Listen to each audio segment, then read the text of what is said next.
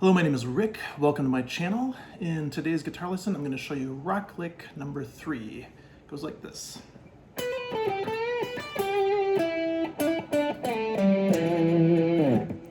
So it's an E minor. It's going to tie into the first two licks I did previous to this. And let's get right to it. So you're going to go to the 12th fret on the B string, and kind of this reoccurring little motif you may have heard in my first two licks, which I'll get into more why. It's not a ridiculous redundancy for no sake. So, hammer on pull off, 12 to 13, back to 12 on the B string. And then you're going 14 to 12 on the G string. And then you're going to bend this 14, this A note, up to B.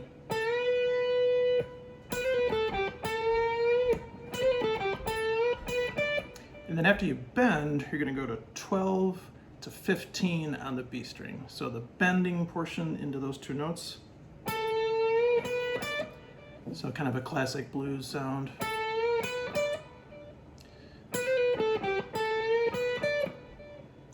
And then you're going to go quarter bend here. So you're going to bend the 12th fret on the G string.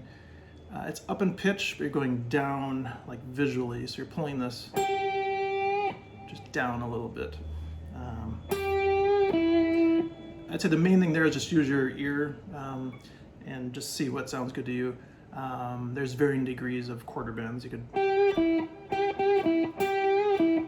do it more or less, and we can talk about that more in the future too. But now if you were to stop right there, that could work as a lick. That's the root note, an E note.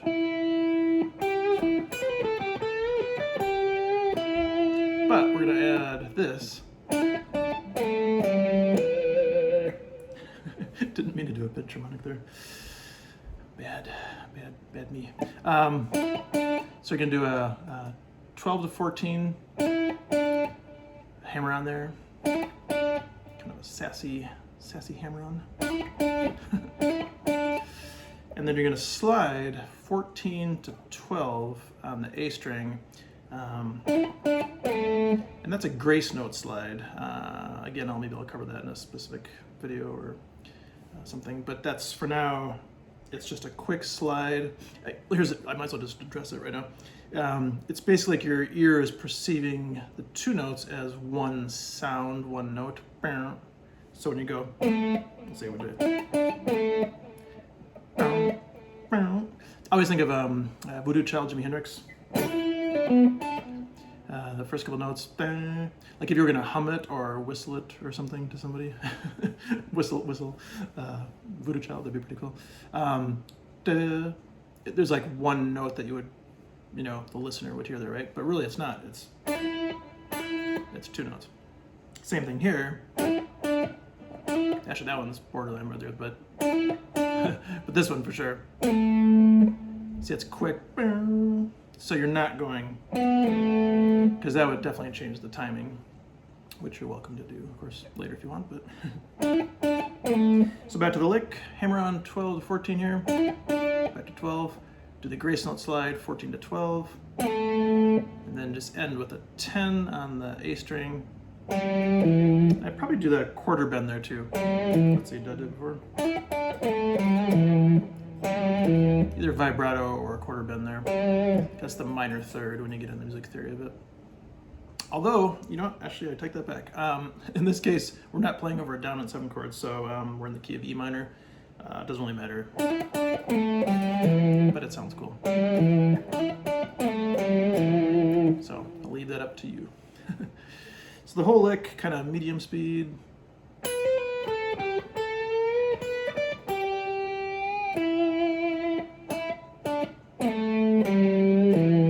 I do instinctively want to do a quarter bend there. So if you were to tie it into, let's see, I'm going to just go back to lick 2, maybe not all the way back to lick 1.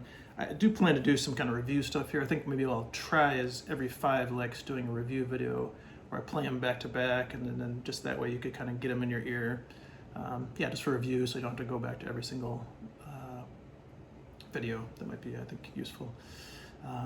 That gets a little bit into how I just, how I think about reviewing things. But so anyway, let's get back to here. So the lick number 2.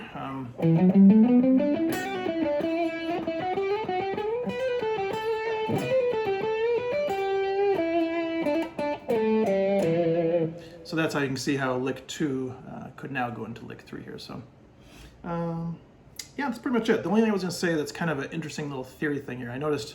So by the way, I think these the new direction partially with my channel with the licks is going to be pretty cool. I talked to a number of students this week, my personal students, and tried some of these licks with them, and they seem to respond really well. So just going to go for it, see what happens. But this lick 3 here, what I noticed when I was doing it, when I wrote it and was looking at it and kind of analyzing it, I didn't give it as much thought at first. I was just kind of, making something up, the fun creative aspect. But then I was noticing, I knew that for sure the last was just pentatonic, E minor pentatonic. And then I was initially in my head, kind of subconsciously thinking that I was going for a diatonic, meaning a 7-note minor scale for the first half, and then the pentatonic thing.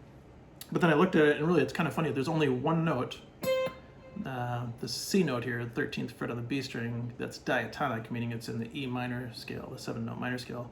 Otherwise, everything else in there, so this B and then the bend, that's all just E minor pentatonic. So what's interesting about that, I think this is a really, not really crucial, but maybe crucial, useful takeaway is that in rock guitar playing, I would say for the most part, from classic rock, let's say 60s on, you see a lot of mixing, again, 7-note diatonic minor scales with, I'll just say minor scales from on. I don't want to confuse anybody with the diatonic thing, which, get to that later. But just 7-note minor scale, E minor scale, with pentatonic. So meaning, like, if you hear like somebody like Slash or something like that, it's pretty common to hear like bluesy stuff. And all of a sudden you'll hear like, and of course there you can hear the sound really changed, right? It wasn't really bluesy anymore. It was more what we'd probably call rock, kind of melodic rock. It's hard to put words on it. I don't think that matters too much other than trying to explain things. But you have that other sound, right? Like you have this.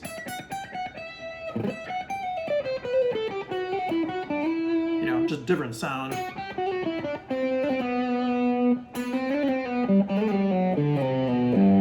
That's totally different than going like. But you see those two like all the time in rock. I'd say a majority of rock players do some. Well, yeah, a majority of rock players would probably do some combination of those two, and then leaning more or less towards one side. Like if you're a metal guitar player, you might do just.